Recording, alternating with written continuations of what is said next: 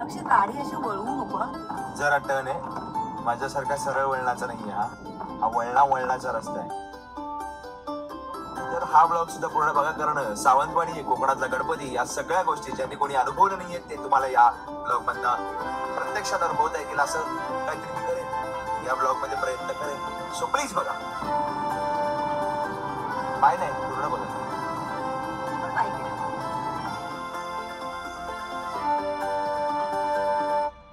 गणपती बाप्पा मोरया! मंगल मूर्ती. मोरया!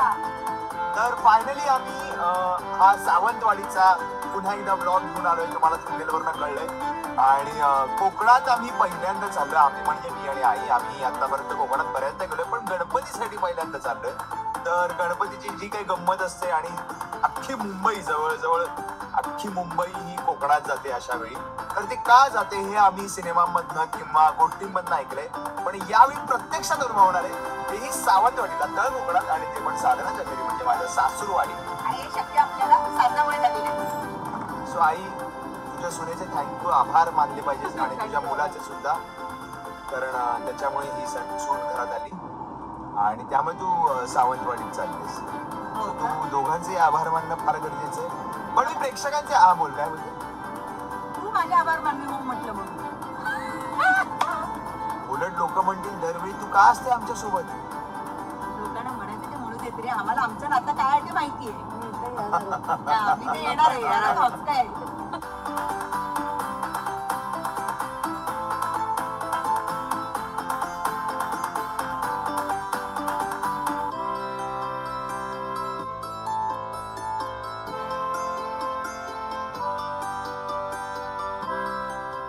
तर अशा प्रकारे मी सावंतवाडीत साधनाच्या माझ्या बायकोच्या घरी पोहोचलो.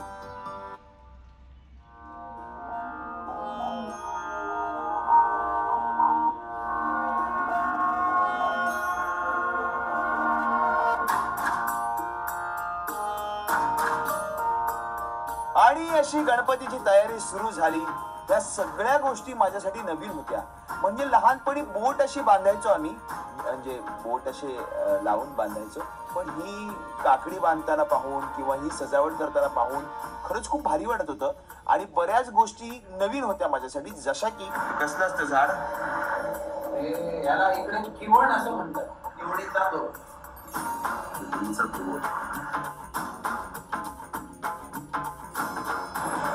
हे काय फळ खायचं फळ आहे की असंच नाही, रामफळ खात नाही. त्यातलं कुठलंही फळ काकडी जोडली तर बाकी फळ खायची ना.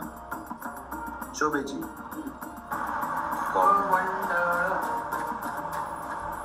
तर आता तुम्ही बाप्पाच्या वर जे काही आता डेकोरेशन बघताय, खरं तर मुंबईत डेकोरेशन किंवा आपल्या ठिकाणी डेकोरेशन म्हटलं जातं, पण हे खरं पर्यावरणाला पूरक असलेलं हे डेकोरेशन आहे. ह्याला माटवी असं म्हणतात. रान फळं जी काय आहेत किंवा त्यावेळी अवेलेबल असणाऱ्या गोष्टीतनं हे तयार केलं जातं. आणि दिवस दुसरा, पण निवांत हसरा, कारण आपल्याला काहीच काम नाहीये.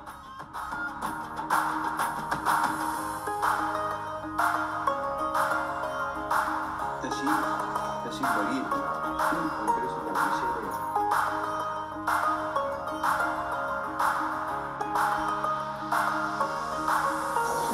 पाडीला खा लागेल.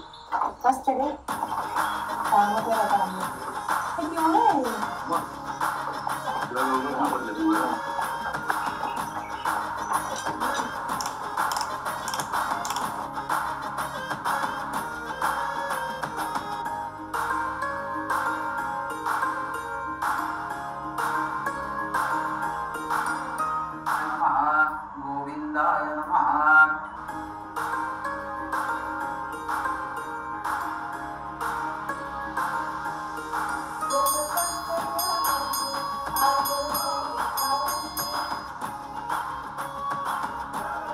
फटाके फोडायचे असंच आपल्याकडे पूजा आहे.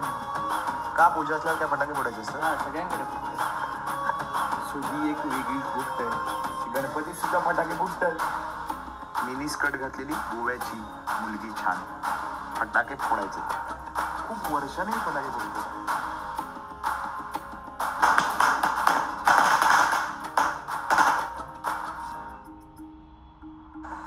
वात निघतच नाही, म्हणजे वात आणलाय.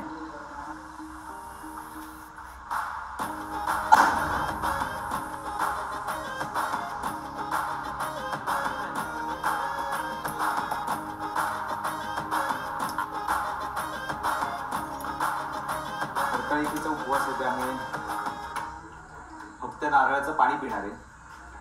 कोण तुझा उपवास आहे का? खूप कडक उपवास. माझा उपवासाचा उपवास आहे.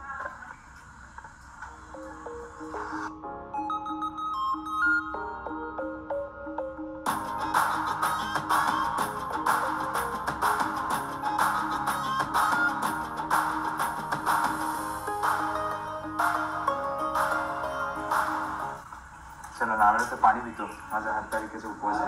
अच्छा, कडक उपवास आहे त्याचा. माझा उपवासाचा उपवास आहे असं मी म्हटलं तिला. उपवासात हे खायचं नसतं, ते खायचं नसतं. सो उपवासाचा उपवास म्हणजे उपवास करायचा. अरे कशासाठी करतोस तू हे मला? हा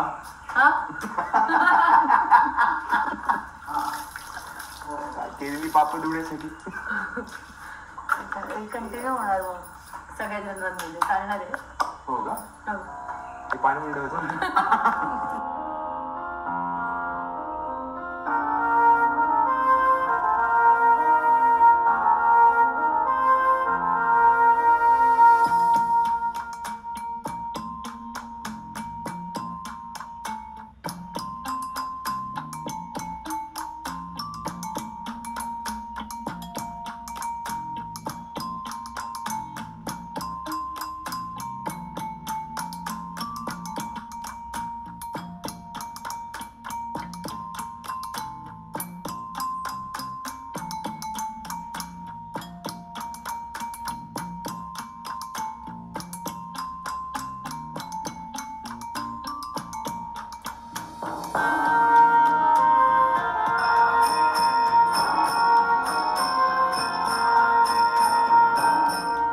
तर आता बरेच रील तुम्ही पाहिले असतील किंवा बरेच ब्लॉग पाहिले असतील, तर कोकणातली ही गंमत आहे की प्रत्येकाच्या घरोघरी जाऊन आरती करायची.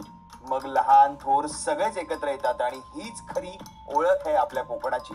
आणि प्रत्येकाच्या घरी जाऊन टिळकांनी खऱ्या अर्थाने जो काही उद्दिष्ट ठेवून हा गणपतीचा सोहळा केला होता तो खऱ्या अर्थाने तुम्हाला कोकणातच अनुभवायला मिळतो. या अशा प्रकारे त्यात ही छोटी चिमुकली म्हणजे बाप्पानेच पाठवली होती.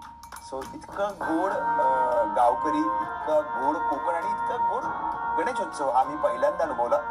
खाण्याचे प्रकार तर विचारूच नका. खाणंच हो आणि मध्ये मध्ये आलं हे होत होतं.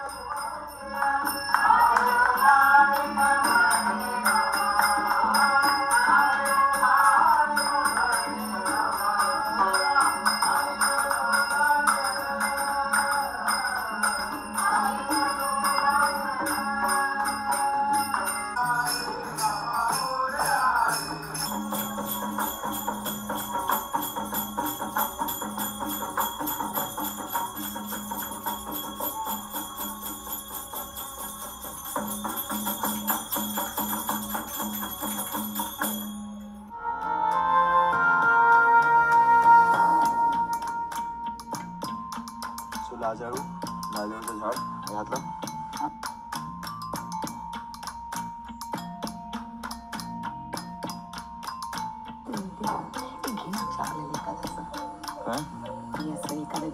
उपटू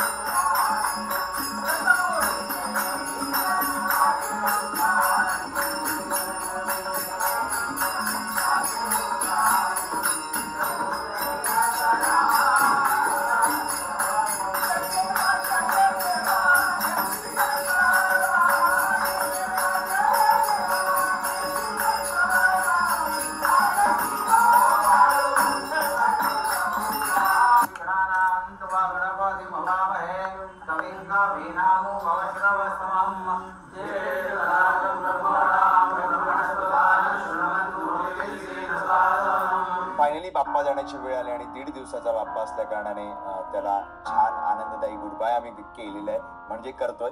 तर कोणी रांगोळी काढतंय, कोणी नाम जपतंय, कोणी टाळ वाजवतंय, कोणी फटाके वाजवतंय. फटाके वाजवण्याच्या मागे उद्दिष्ट हेच की रात्रीची जनावर फार येत असतात आणि उत्सवाच्या कार्यक्रमात काही अडथळा येऊ नये म्हणून हा प्रकार केला जातो, आवाज केला जातो. बाप्पाला सांगणं काय आहे हे सुद्धा मला इथे ऐकायला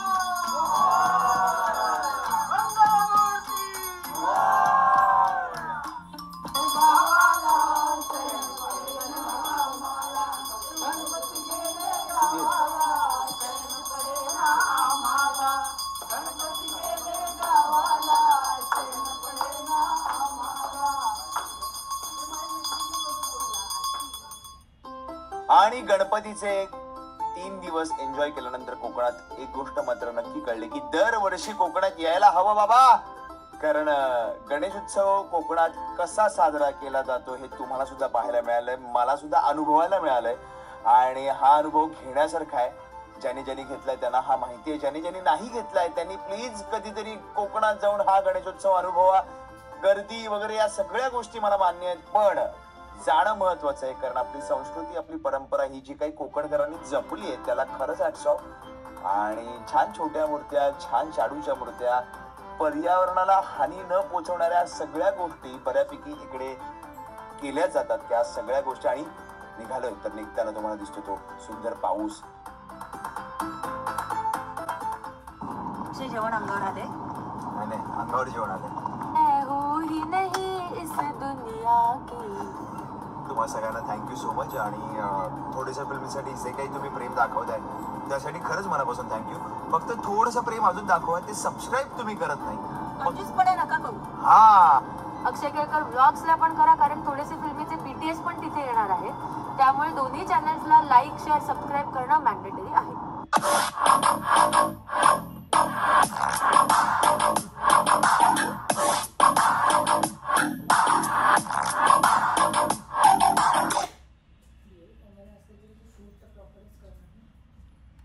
बाकी सगळं 4Kच आहे अगं.